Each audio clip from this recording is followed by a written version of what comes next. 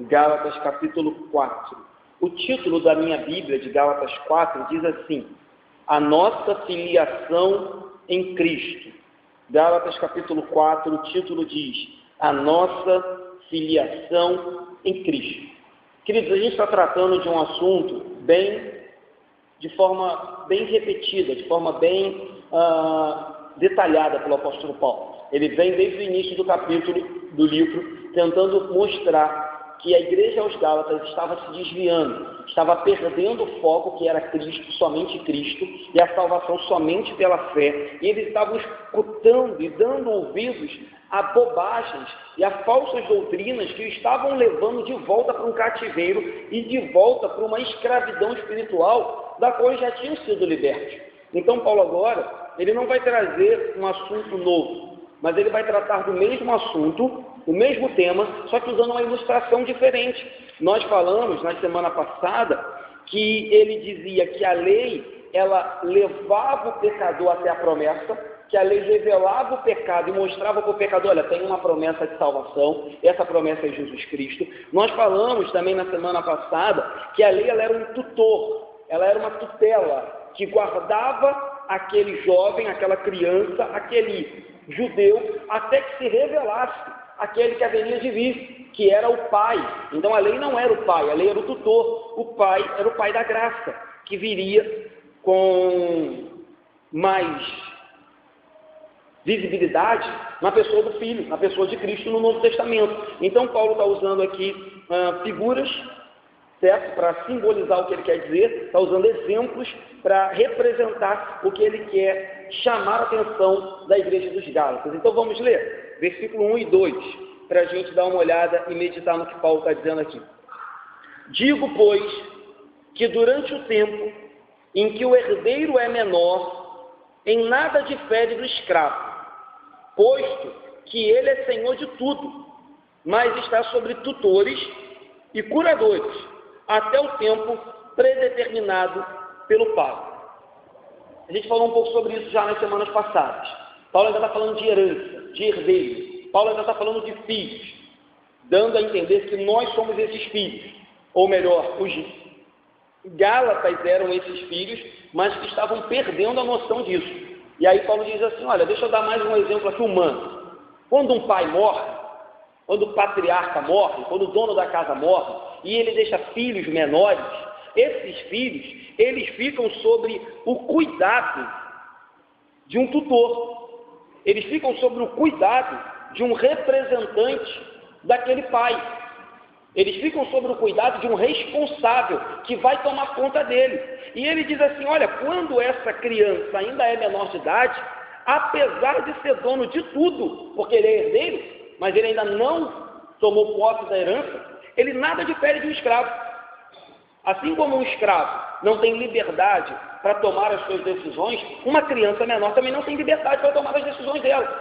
Ele é conduzido por um tutor, ele é conduzido por um curador, ele é conduzido por um responsável que vai cercando, zelando, disciplinando, exortando, educando, até que ele alcance uma maioridade. Isso continua a existir nos dias de hoje, tanto com relação a uma herança, quando um pai morre, tanto quanto a relação a emancipar um filho, enquanto ele ainda é adolescente, enquanto ele ainda é jovem, até que ele atinja a maioridade, e aí possa tomar as suas próprias decisões. Então o que Paulo está dizendo é: olha, o que vocês têm que entender é que antes que o Cristo viesse, antes que a graça chegasse, antes que o Evangelho alcançasse vocês eram como crianças menores. Vocês eram como crianças que precisam sempre de alguém do lado, porque a todo momento podem tropeçar e cair. Vocês eram como crianças que andavam de forma insegura, e a lei estava ali para balizar e apontar o caminho que vocês deviam seguir, para mostrar: não vá por ali que ali tem um abismo, não vá por aqui que vocês vão se machucar, não vá por ali que ali vai levar vocês à perdição. Então esse era o papel da lei. Então, ainda que vocês fossem herdeiros, ainda que vocês tivessem uma promessa de uma herança, vocês eram crianças. E enquanto crianças, vocês não são nada diferente de escravos. Vocês não têm liberdade, vocês não têm vontade própria. É duro falar isso, né? Ainda mais para quem está na idade de adolescente ou quase adulto, né? Mas a verdade é essa. Hoje a gente vive uma inversão de valores, né? E vive uma fase um pouco complicada. A verdade é essa: enquanto você é adolescente, enquanto você ainda não se manda, enquanto você ainda não se sustenta, você não manda em nada. Você não toma decisão nenhuma. A última palavra nunca vai ser sua, ainda que você tente ou ache que é. Não é. É daqueles que cuidam de você. Seus curadores, seus tutores, seu pai, seus disciplinadores, seja lá quem for que cuide de você. Então esse é o contexto que Paulo, esse é o exemplo que Paulo está querendo dizer para os Gálatas: olha, vocês estavam lá como crianças, mas vocês ouviram o Evangelho, tem algo de errado. Vocês já saíram de lá e agora vocês estão voltando para lá. Vocês estão voltando para a escravidão, vocês estão voltando para a minoridade, vocês estão voltando para um jugo do qual vocês foram libertos por Cristo. Então Paulo está chamando a atenção deles para essa contradição. Versículo 1 e 2 então está dizendo isso. E o finalzinho do 2 diz assim: está sobre cuidado de tutores até o tempo predeterminado pelo Pai. Então, assim como nós, no nosso relacionamento familiar, quem determina o tempo é o Pai. Quem determina quando aquele jovem, aquela criança, aquele adolescente vai ganhar liberdade ou vai ter poder para decidir alguma coisa são os pais. Aqui, na história da nossa vida, na história da nossa salvação, na história da nossa conversão, o tempo também é predeterminado pelo Pai. Então ele diz: olha, vocês estão sobre tutores e curadores até o tempo predeterminado pelo Pai. E no caso dos Gálatas, o tempo já havia chegado, porque eles já tinham escutado sobre Jesus Cristo, eles já tinham se convertido, a igreja já tinha sido plantada sobre o nome de Jesus, e ainda assim eles estavam simplesmente negligenciando que o Pai já tinha predeterminado o tempo e que a liberdade já tinha sido pregada para eles. Versículo 3: assim também nós. Então Paulo agora vai aplicar e vai se incluir no que ele acabou de falar do versículo 1 e 2. Ele deu um exemplo geral, e no versículo 3 ele diz: assim também nós, quando éramos menores, estávamos servilmente sujeitos aos rudimentos do mundo.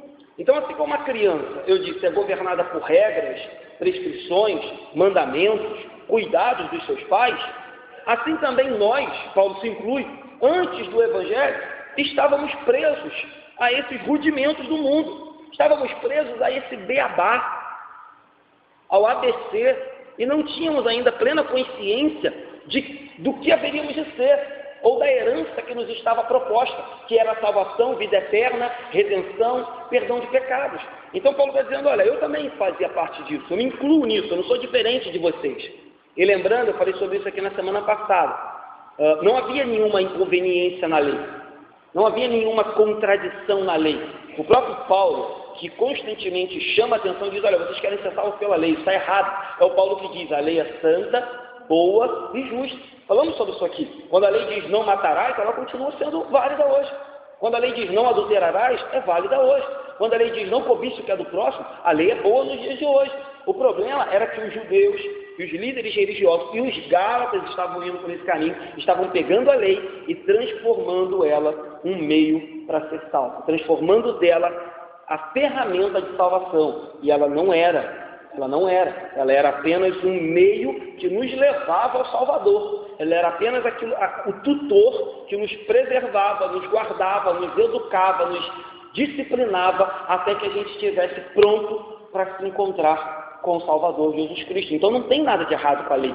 Então Paulo está dizendo: olha, vocês que estão bagunçando a lei foi bem escrita, bem feita, bem ordenada, bem colocada por Deus, mas vocês estão bagunçando. E semana passada eu falei isso aqui, quero repetir. Essa exortação, talvez você possa perguntar: poxa, pastor, mas quem fazia isso eram os judeus. Hoje, a gente não faz mais isso, a gente não é judeu. Mas pelo incrível que pareça, eu falei isso semana passada, de uma forma um pouco diferente, nos dias de hoje as pessoas continuam fazendo o que os judeus faziam. Os judeus, eles pegavam a lei e os mandamentos que estavam na lei e achavam que aqueles mandamentos poderiam salvá-los. Hoje, as pessoas só trocaram a lei e os mandamentos por outras coisas. Então hoje, eu tenho falado muito sobre isso aqui na igreja, e repito, e vale a pena falar sempre, porque constantemente o nosso coração faz isso. Hoje as pessoas têm colocado no lugar da lei dinheiro, um bom relacionamento, a igreja na qual fazem parte, o líder que elas seguem, o tempo de igreja que elas têm, o cargo que elas ocupam na igreja. Eles têm colocado isso no lugar do que os judeus colocavam antigamente, dizendo: não, eu sou fulano da igreja, então eu vou ser salvo. Eu dou dinheiro na igreja, então eu vou ser salvo. Eu tenho tantos anos de igreja, então eu vou ser salvo. As pessoas apenas trocaram o meio pelo qual eles usam para entulhar o evangelho. Quando o evangelho diz: é só pela graça, é só pela fé, é só por Jesus Cristo, não precisa de mais nada. Então hoje, ainda que talvez você olhe para esse texto e fale: ah, pastor, mas talvez esse texto não seja atual. É atual, porque você entra em muitas igrejas e as pessoas ainda têm dentro delas um sentimento, uma ideia, uma perspectiva de que podem ser salvos por aquilo que elas fazem, por aquilo que elas são, ou pela igreja que elas frequentam. Mas não é. A salvação é só por Jesus, e todo aquele que estiver fora dele, ou todo aquele que entulhar alguma coisa em cima de Jesus, pode ter certeza, não será salvo. A gente fala muito sobre isso aqui na igreja. Então, toda vez que se coloca Jesus e a igreja, a gente está pecando. Jesus e Maria está pecando. Jesus e os santos está pecando. Jesus e dar uma oferta na igreja está pecando. Jesus e obedecer o pastor está pecando. Ainda que muitas coisas sejam sadias para um crente, muitas coisas façam parte da vida de um crente, nada disso é pré-requisito para te levar para o céu. Porque o ladrão da cruz não teve nada disso. Eu sempre gosto de fazer esse paralelo, né? Porque apesar de ser pastor e gostar muito de teologia, e por um tempo eu ter estudado muito, até mais do que eu estudo hoje, teologia, uma vez Deus me fez pensar assim, não sei que momento eu cheguei a essa conclusão. Mas pense comigo, irmãos. Pense que naquela senhora ou naquele senhor que são completamente analfabetos, moram no interior do Brasil, na cidade mais longínqua que você possa imaginar, que não tenha água encanada, que não tenha acesso à internet, que não tenha acesso à televisão. E lá eles só ouviram de um missionário que Jesus Cristo salva, cura e liberta, que Ele é o Filho de Deus. Eles não ouviram mais nada. Eles têm que é suficiente para ser salvos. O mesmo que você, talvez que faça parte dessa igreja há 30 anos e tenha escutado milhares de pregações e muita teologia e tenha muito conhecimento. Por que eles vão ser salvos tanto quanto você? Porque eles sabem a única coisa que é suficiente para ser salvo, que Jesus Cristo é o Filho de Deus, que veio perdoar pecados e salvar pecadores. Tudo que é além disso é bom. Ouvir de graça, ouvir de justificação, redenção, ouvir sobre igreja, ouvir sobre temas teóricos, tudo isso é bom, mas tudo isso não te impede e nem acrescenta nada à sua salvação. Então a gente tem que parar com essa bobagem de ficar querendo acrescentar penduricalhos à salvação, quando, repito, tem pessoas agora, irmãos, não sabem de nada, não sabem o que é batismo por imersão, por aspersão, não sabem o que é pentecostal, o que é tradicional, não sabem nada disso, e vai estar no mesmo céu que eu e você. Ele simplesmente ouviu que ele tem que abandonar a vida dele, passada, e viver uma nova vida, e que Jesus é o Salvador dele, ponto. Então, todas as vezes que nós, como igreja, queremos acrescentar alguma coisa à obra de Deus que é perfeita, a gente está pecando. A gente está pecando e está distorcendo o plano de Deus, porque a revelação final de Deus não era a lei. A revelação final de Deus não é essa igreja. A revelação final de Deus é o Filho dele, Jesus Cristo. Ele é o caminho. Ainda que seja bom essa igreja, ainda que seja bom obedecer à lei de Deus, a revelação final, plena, a Bíblia diz que Ele é a imagem do Deus invisível. Ele é a imagem, não é essa igreja, não é um culto bonito, não é o pastor. A imagem do Deus invisível é o Filho. E se não for o Filho que ocupa a nossa vida, a gente está perdendo tempo. Então, irmãos, a lei servia para revelar o pecado e nos levar até Jesus, ainda serve para isso. Mas Satanás usa a lei para nos acusar e nos levar ao desespero. Então, entenda? A lei serve para mostrar que você é pecador e falar: vai para Jesus. Satanás pega a mesma lei e diz: você é pecador, se desespere, tire a sua vida, perca as esperanças. A lei, ela era usada por Deus para que fosse um processo intermediário para nos levar até Jesus Cristo. Satanás pega a mesma lei e coloca ela como um beco sem saída, como um ponto final de condenação. Porque a lei realmente, ela revela o seu pecado, ela diz: você é miserável, você vai para o inferno. Mas ela bota uma vírgula e diz: mas tem um que pode te salvar. Satanás pega a mesma lei e diz: você é miserável, você é pecador, você vai para o inferno, ponto final, ninguém pode te salvar. Cuidado, são diferenças sutis, mas que mudam tudo. Então, Satanás usa a lei como um beco sem saída. Deus quer que a gente use a lei como um degrau para crescer em santidade, para crescer em piedade. A lei diz que eu não tenho que roubar, a lei diz que eu não tenho que adulterar, a lei diz que eu não tenho que matar, a lei diz que eu tenho que amar o próximo, a lei diz que eu não tenho que cobiçar. Isso são degraus que eu vou subir dia após dia na minha santidade, na minha piedade e na minha transformação de vida. Então são degraus que servem de benefício, mas Satanás vem, fecha a porta e diz: a lei está te acuando, a lei está te condenando, a lei está te prendendo, você tem que buscar liberdade, porque esse Deus é tirano. Não foi isso que ele falou para Adão no Éden? Se livre desse negócio. Que história é essa de não comer? Come esse negócio. Essa lei de Deus é muito tirana, essa lei de Deus está te oprimindo, essa lei de Deus está te botando num beco sem saída. Busque liberdade. Foi o que Satanás falou para Adão no Éden. Ele buscou liberdade, chegamos aqui, todo mundo pecador por causa da liberdade de Adão. Então, irmãos, cuidado, é uma diferença muito sutil para que a gente saia do evangelho da liberdade, do evangelho que nos mostra, sim, tem uma lei que é santa, mas essa lei não salva ninguém, ela só nos leva até o Salvador, para que a gente vá para um evangelho distorcido, onde a lei esmaga a nossa cabeça e não nos mostra que existe alguém que pode mudar a nossa vida. Independente de quem a gente seja, independente do nosso passado, a lei nos mostra que há salvação e transformação. Versículo 4. Vamos caminhar. Diz assim. Então Paulo falou: olha, nós estávamos sujeitos, nós éramos menores.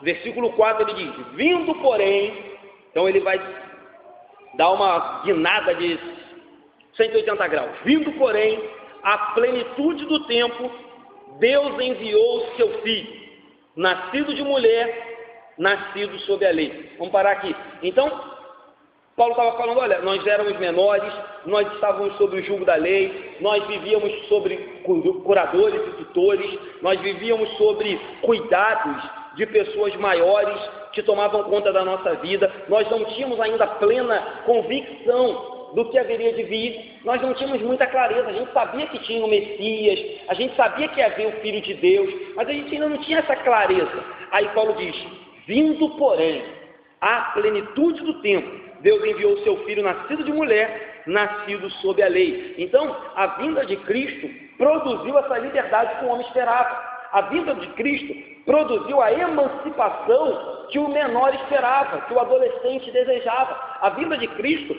abriu os nossos olhos, abriu, o véu se rasgou e revelou verdadeiramente qual era o plano de Deus. Então ele diz: na plenitude do tempo. E aí, é claro, somente o Pai, somente Deus sabe o porquê que a plenitude do tempo aconteceu há aproximadamente 2000 anos atrás, 2000 e alguns anos atrás. Sei, por que ao longo de tantos anos, por que ao longo de tantas etapas do Antigo Testamento, Deus não resolveu enviar o seu Filho, mas escolheu enviar o seu Filho na data na qual nós sabemos que veio? Por quê? Por que Deus escolheu aquela data? Por que Deus entendeu que aquele dia era a plenitude do tempo? Muita teoria é levantada sobre isso, mas a verdade é que a gente só vai entender, ou só vai descobrir verdadeiramente por que Deus escolheu aquele dia para Jesus vir, quando a gente chegar no céu e perguntar para Ele. Mas muita coisa pode nos ajudar a entender o porquê. Naquela época já havia uma civilização bem avançada. Naquela época, o judaísmo, ainda que muito distorcido, tinha um poder e um papel bem específico na sociedade. E o judaísmo, querendo ou não, os judeus distorceram muito do judaísmo, mas querendo ou não, o judaísmo é a base do cristianismo. Quando a gente lê o Antigo Testamento, a gente está lendo basicamente judaísmo. Judaísmo que revelaria cristianismo, que revelaria o Cristo. Então, muitas coisas aconteceram naquela época para que Deus resolvesse enviar o seu Filho naquele dia, naquele período, naquele estágio. Assim como nós não sabemos quando Deus vai resolver enviar o Filho dele pela segunda vez para nos buscar. Mas com certeza será num tempo determinado pelo Pai. Mas o importante é a gente imaginar o seguinte, que não é a história que move Deus. Os seres humanos moveram Deus a enviar o seu Filho. Vamos fazer, eu sei que isso é legal, vamos pregar o Evangelho para que Jesus volte, porque é isso que a Bíblia diz. Mas entenda uma coisa, não é o que você faz que vai motivar a volta de Jesus. Quem é dono do tempo, quem é dono da história, quem escreve as linhas da minha e da sua vida e desse mundão, é o Pai. Então quem sabe quando é a plenitude do tempo e quando Cristo tem que vir, é Ele. Então às vezes a gente acha que Jesus vem na primeira vez porque o negócio estava muito feio. Jesus vai vir na segunda vez porque a gente vai pregar o Evangelho. Beleza, vamos pregar o Evangelho, porque a Bíblia diz isso. Mas não somos nós que movemos a mão de Deus. É Deus que move o mundo. É Deus que governa. É Deus que controla. Não é aquilo que a gente faz que move Deus em relação a nós. Eu fiz isso, Deus vai fazer aquilo. Não é. Deus que move a nossa vida como Senhor, Pai e governador das nossas vidas. Então, Deus entendeu que naquele tempo Ele deveria enviar o seu Filho. E aí, é claro que a palavra enviou aqui nos traz o sentido de enviou de si mesmo. Eram uma trindade, ainda são uma trindade santa. Eram extremamente amados, viviam num relacionamento tão estreito que não sabemos explicar, mas ainda assim Deus enviou o seu Filho. Então Deus preparou o mundo para receber o seu Filho. Como eu disse, os judeus tinham dado as escrituras para o mundo, os gregos tinham dado a língua quase que universal ao mundo, os romanos tinham dado leis ao mundo e cidades quase que modernas, quase que desenvolvidas. Então Deus preparou o mundo para que o seu Filho chegasse, não o contrário. E aí Deus levanta homens e mulheres para pregar esse Evangelho ao mundo até que Ele volte. Então o fato dele ter sido enviado significa que Ele veio do Pai, veio do céu e veio pela vontade soberana de Deus. Ele foi enviado, certo? Não fomos nós que motivamos a vinda dele, mas Ele foi enviado pelo Pai. E aí Paulo faz questão de salientar que Deus enviou seu Filho, mas aí ele bota duas características. Seu Filho, apesar de ser Filho de Deus, segunda pessoa da Trindade, todo-poderoso, Criador, como diz João, capítulo 1, Criador, Paulo diz que ele foi nascido de mulher, para mostrar que esse Jesus era o Jesus histórico, para mostrar que o Jesus que Paulo pregava, que o Filho de Deus que haveria de vir, não era um espírito que vagava, não era uma loucura, não era um imaginário, um ideal. O Filho de Deus era homem, se fez carne, nasceu de mulher, nasceu de uma virgem, nasceu, se fez carne, habitou entre nós, como a gente falou aqui no estudo de quarta-feira, permanecendo o que era, ele era Deus, permanecendo o que era, tornou-se o que não era, tornou-se homem. Permanecendo o que era, tornou-se o que não era, para salvar nós, pecadores. Então, Paulo faz questão de colocar filho em letra maiúscula, mas depois colocar nascido de mulher, para mostrar que ele era 100% Deus, porque era o Filho de Deus, desde que antes do mundo existir, mas ele também era nascido de mulher. Ele se identificou comigo, com você, assumindo a nossa carne para morrer no nosso lugar. E aí, falamos sobre isso aqui na quarta-feira. Ele precisava ser Deus para oferecer um sacrifício infinito e perfeito, coisa que ninguém poderia fazer. Ele precisava ser homem, porque quem pecou foi o homem, então quem deveria morrer na cruz era o homem. Então ele, sendo 100% Deus e sendo 100% homem, ele cumpre plenamente aquilo que Deus desejava na cruz do Calvário, oferecendo um sacrifício perfeito, sendo nosso representante, morrendo em nosso lugar. Então o texto diz: Deus enviou o seu Filho. Aqui está a parte sobrenatural, aqui está a parte especial. Mas aí Paulo diz, mas ele foi nascido de mulher. E aí aqui entra a parte natural, a parte humana, a parte comum. Não que tenha sido comum, porque a gente sabe que a gestação de Maria foi uma gestação milagrosa. Ela não teve relações com José. Mas quando Paulo diz, Deus enviou o seu Filho, ele está mostrando a parte especial, poderosa e divina. Mas aí ele diz, nascido de mulher, a parte comum, humana, ele nasceu de uma mulher, assim como eu e você, contudo, estudamos na quarta-feira, sem pecado. Então, Filho de Deus, irmãos, foi o segundo Adão. A gente já falou sobre isso também na igreja. Naquilo que o primeiro Adão pecou, ele foi santo. Naquilo que o primeiro Adão falhou, ele cumpriu. Naquilo que o primeiro Adão desobedeceu, o segundo Adão obedeceu. Ou seja, naquilo que Adão deveria ser nosso representante fiel, Cristo veio e fez o que Adão não pôde fazer, obedecendo e cumprindo totalmente a lei e a vontade de Deus, satisfazendo a vontade de Deus, podendo nos salvar e nos resgatar da maldição do pecado. Então, vindo, porém, à plenitude do tempo, Deus enviou o seu Filho, nascido de mulher, nascido debaixo da lei. Por que nascido debaixo da lei? Já falei, porque ele cumpriu toda a lei sem desviar dela em nenhum momento e sem desobedecer em nenhum momento, para que aí ele pudesse adquirir a nossa salvação, obedecendo, coisa que nós não conseguimos fazer, obedecer 100%. Versículo 5.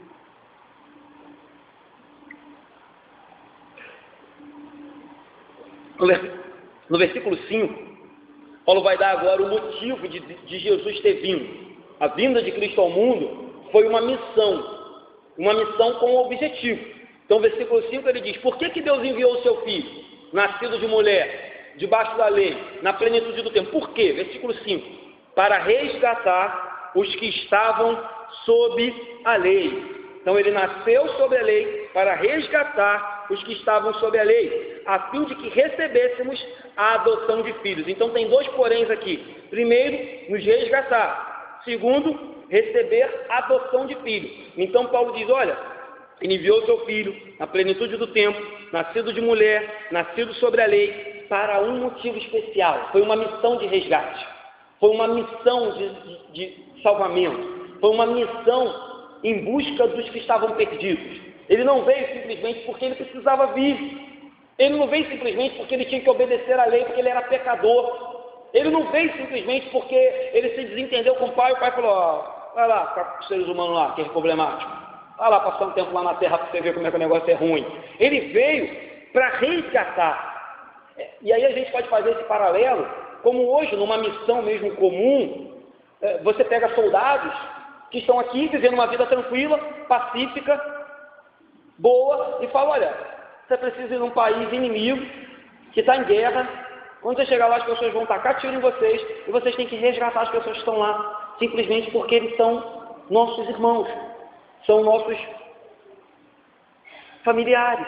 Vocês têm que ir lá. E aí você pega um grupo de militares que não tem nada a ver com aquele caô, que não está com a vida em risco, e coloca eles em risco para salvar outras pessoas. É o que Jesus está fazendo. Ele está vindo para um mundo hostil, ele está vindo para um mundo de pecado, ele está vindo para um mundo terrível, ele está assumindo um corpo corruptível, no qual ele teve sede, teve fome, chorou, sentiu dor, por mim e por você, para resgatar. Não tinha necessidade nenhuma de vir aqui. Uma missão, e aí, entendam a minha palavra, tá, queridos? Mas uma missão suicida. Uma missão suicida porque ele sabia que ia morrer. Quando ele sai do céu e desce para nos salvar, ele sabia que ele iria nos resgatar, mas que era uma missão suicida, que ele haveria de morrer para nos salvar. Isso é muito amor, isso é muito poder, é muita loucura para a minha mente pequena. Então ele diz, ele veio resgatar os que estavam sobre a lei.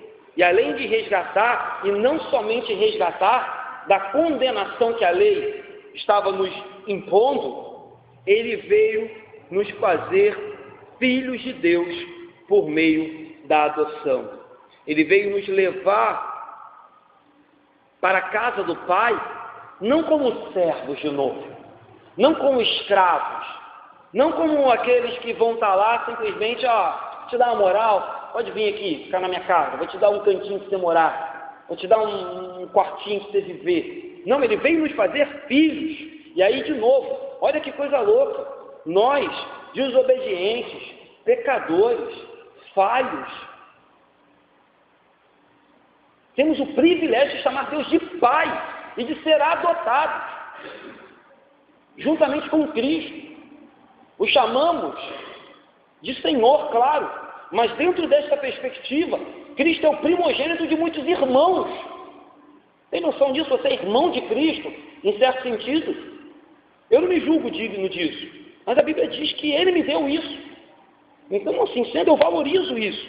Então, para resgatar os que estavam sobre a lei, a fim de que recebêssemos a adoção de filhos. Um pai, uma mãe que adotam uma criança, podem e com certeza amam de forma excepcional aquele que é adotado. Mas nenhum pai, nenhuma mãe humana ainda que sejam de filhos gerados, jamais nos amarão como o Pai nos amou e jamais poderão fazer por nós aquilo que o Pai fez. Então, se hoje respeitamos, obedecemos e amamos os nossos pais, quanto mais devemos fazer para com aquele que nos salvou e nos levou para o reino e nos chamou de filhos. Lembre que a mesma Bíblia que diz que você é filho, o mesmo Paulo que diz que você é filho, diz que nós éramos inimigos. O mesmo Paulo. O mesmo Paulo que diz que você é filho, amado, adotado, diz que nós éramos filhos da ira em Efésios. Filhos da ira e inimigos de Deus.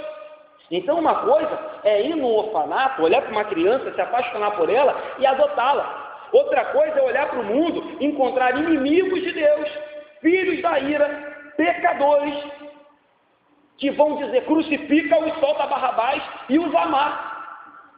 Isso é completamente diferente. Completamente louco. Ah, que criança linda, me apaixonei. Beleza. Mas Deus, quando olhou, Ele não viu criança linda. Ele viu pecadores.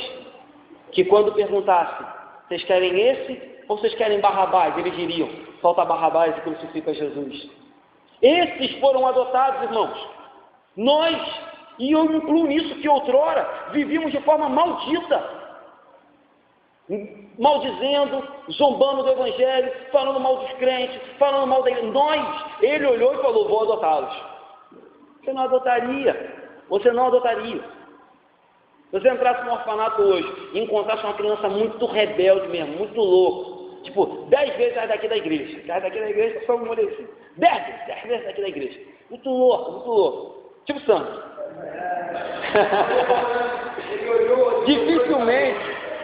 Dificilmente você falaria assim, ah, que amor, vou levar para casa. Você vai falar, cada um com o seu problema. Esse não quero não. Mas Cristo olhou para a gente e viu os piores e falou, eu quero. Eu quero. É o pior, ninguém aguenta ele, ninguém aguenta, eu quero. Eu quero. Esse é o comparativo, esse é o paralelo. A gente quando tem nosso filho e ele cresce e fica rebelde, a gente atura, é nosso filho, a gente ama, é nosso. Mas o dos outros ninguém quer. Como diz Rogério, chorou, devolvo.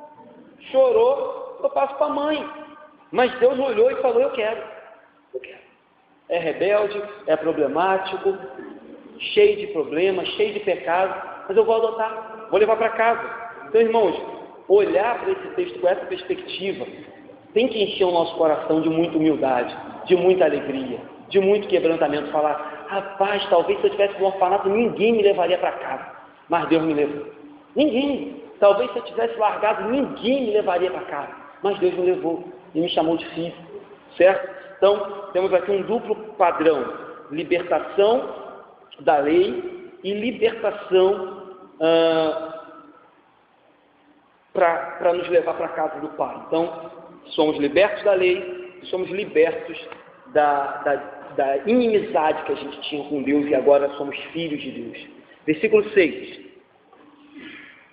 E porque vós sois filhos, enviou Deus ao nosso coração o Espírito de seu Filho, que clama, Abba Pai. Então os redimidos, aqueles que agora são filhos, aqueles que confessaram Jesus como Salvador, agora como maiores de idade, como libertos, como emancipados que são, eles simplesmente têm não apenas a filiação, eles têm o Espírito do Filho. O Espírito do seu Filho. O Paulo chama aqui o Espírito Santo de Espírito do Filho. E você percebe que é a mesma palavra no original. No versículo 4 ele diz, Deus enviou o seu Filho. E no versículo 6 ele diz, Deus enviou ao nosso coração o Espírito dele. Então como se o Pai tivesse nos dado as duas coisas que ele tinha de mais precioso. Ele enviou o Filho e ele enviou ao nosso coração o Espírito. Então, tanto o Filho quanto o Espírito nos são enviados pela graça, pela soberania e pelo amor de Deus por nós pecadores. Então ele diz, enviou. E uma vez que temos esse Espírito, nós podemos dizer, Abba, Pai. Abba era, no original, né, no aramaico, no hebraico, a forma que Jesus chamava o Pai.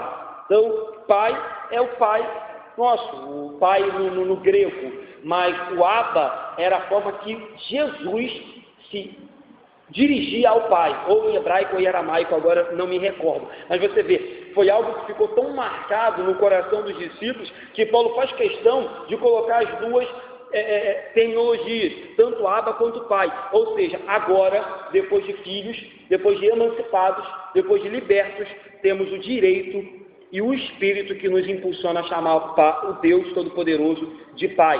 Até então, olhávamos para Deus como um juiz, como um Senhor, como um governador, como Criador, e Ele é tudo isso. Mas uma vez que o Espírito vem habitar no nosso coração, Ele nos mostra que Ele é muito mais que isso. Ele é Pai. Ele foi no orfanato e pegou aquele que ninguém queria. Ele foi no orfanato e adotou aquele que ninguém gostaria. Por isso Ele é Pai, e não apenas Senhor e governador. Então Deus envia o seu Espírito não como um fruto da nossa obediência. Deus envia o seu Espírito não como Ele enviou a lei gravada em pedras. Deus enviou o seu Espírito de forma poderosa, viva, para morar no nosso coração, pela graça, e simplesmente porque nos amou. Então, essa conexão é muito interessante. No versículo 4, Deus enviou o Filho. No versículo 6, Deus enviou o Espírito aos nossos corações. Então, aquilo que a lei não poderia fazer, porque ela era uma lei escrita pelas mãos de Moisés e gravadas na tábua, o Espírito pode, porque ele é gravado no nosso coração.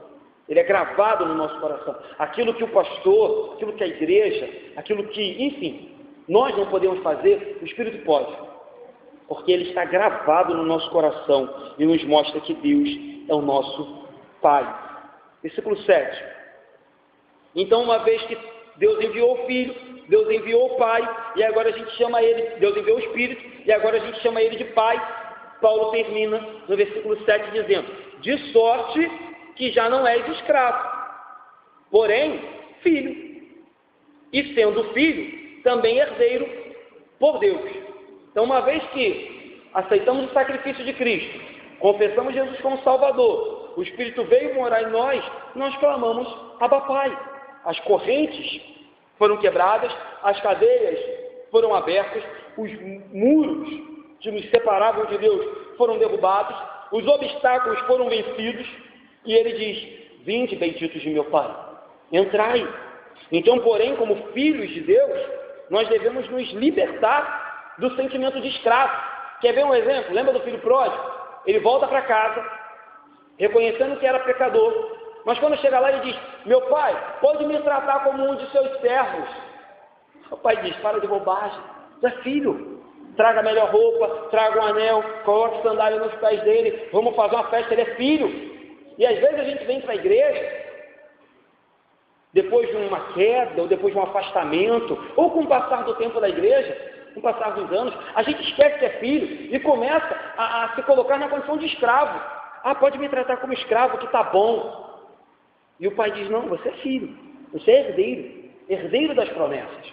Você foi salvo pelo sangue do meu filho. A vida do meu filho foi usada para te salvar. Então pare com essa bobagem de querer ser como filho pródigo, de voltar para casa e querer ficar vivendo ali como empregado, como servo, como escravo, coisa que você não é.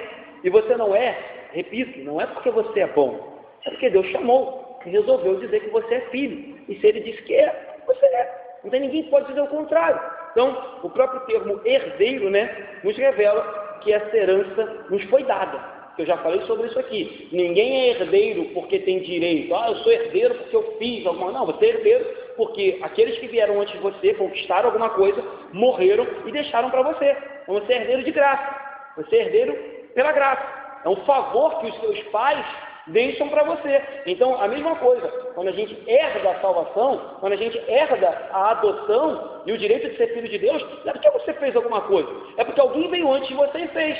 E esse alguém é Jesus Cristo.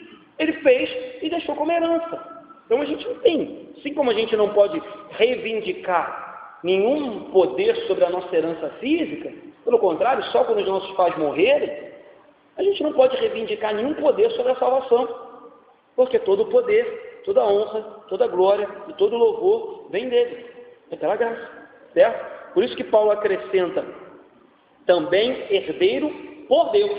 Quando ele diz: vocês são filhos, e também herdeiros por Deus. Por quê? Porque é por meio de Deus, é por meio do que Ele fez, por meio do que o Filho dele fez. É por meio da vontade dele, da soberania dele. Não é por meio da igreja. Não é por meio do dinheiro que você bota aqui nessa igreja. Não é por meio do número de vezes que você vem ao culto. Não é por isso. É por Deus que você é rei. E é por Ele, somente por Ele, que você vai chegar ao céu. Então, irmãos, caminhando para o final, ao longo de toda a Escritura, a ênfase da nossa salvação sempre está em Deus. E sempre deve estar em Deus. No dia que a gente perder isso de vista, a gente deve voltar ao início de tudo, se arrepender e pedir para que Deus revele de novo ao nosso coração essa beleza da adoção, da santificação, da salvação, da soberana salvação que Deus resolveu nos dar e hoje nos chama de filhos e herdeiros. Porque se dependêssemos de nós, não alcançaríamos. Amém? Quero fazer 3 aplicações para terminar. Primeira aplicação que eu queria fazer, a gente tem estudado muito sobre isso, mas vale a pena só reforçar. Nós aprendemos com esse texto que o Filho de Deus, ele veio. E ele não veio simplesmente por um acaso, ele não veio simplesmente porque Deus tinha perdido o controle, ele não veio simplesmente porque Deus falou, o negócio está muito feio, acho que só Jesus vai dar jeito. Ele não veio porque o mundo o motivou. Ele veio na plenitude do tempo, como o Pai havia predeterminado, é essa palavra que está no versículo 2, predeterminado, na plenitude do tempo, Deus já tinha determinado, Deus já tinha escrito, Deus já tinha escolhido que aquele seria o dia que o Filho viria. Então, o Filho veio, isso é bom, é bom também saber que o Filho veio de forma totalmente soberana, e Deus foi o motivador dessa vinda, porque a segunda vinda de Jesus vai acontecer da mesma forma. E isso nos causa e nos traz tranquilidade, consolo e conforto. Porque a gente diz assim, se Deus foi poderoso e soube predeterminar o dia certo do Filho dele vir pela primeira vez, eu descanso, porque ele sabe exatamente o dia que o Filho dele tem que vir pela segunda vez. Ou eu vou morrer, e ele virá para mim, de forma específica, e me encontrarei com ele, ou ele virá e buscará todos nós, que cremos no nome dele. Então eu não me desespero, porque se o Pai teve sabedoria para, na plenitude do tempo, predeterminar a primeira vinda, ele vai ter a mesma sabedoria e a mesma liberdade para enviar o Filho dele pela segunda vez. Então, aprendemos que o Filho de Deus veio, e ele veio porque Deus quis assim, e aprendemos que ele virá, porque Deus quer que assim seja.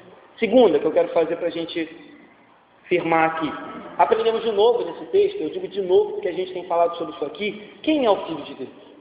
Então, o Filho de Deus, ele não é um mero homem, não é. Filho de Deus não é um simples profeta, Filho de Deus não é um simples líder religioso, Filho de Deus não é mais um da família de Judá, não é mais um. O Filho de Deus não é apenas o filho da Virgem Maria, ele é o filho, nasceu de uma virgem. Ele não é apenas isso. Ele não é apenas aquele que curou, libertou, fez milagre. Ele é a segunda pessoa da Trindade. Ele é o Criador. Ele é o Verbo que se fez carne. E a Bíblia diz que nada do que foi feito senão por meio dele. Colossenses diz que ele é a plenitude de todas as coisas. Em Gênesis, o texto diz que Deus dizia, haja, e as coisas aconteciam. E quando a gente vai para João diz que o Verbo era ele. Ele era a palavra de Deus. Ele era o agente criador de todas as coisas. Então, aprendemos aqui que o Filho de Deus veio, aprendemos aqui que o Filho de Deus é 100% Deus, 100% homem, o único Salvador. Existem muitos líderes religiosos, muitos, Buda, Maomé, Gandhi, mas nenhum é como o Filho de Deus. Existiram muitos homens, dentro de alguma perspectiva, santos, engajados com alguma coisa boa, relevantes, envolvidos, que fizeram bons serviços à humanidade, mas nenhum deles é o Filho de Deus. Nenhum.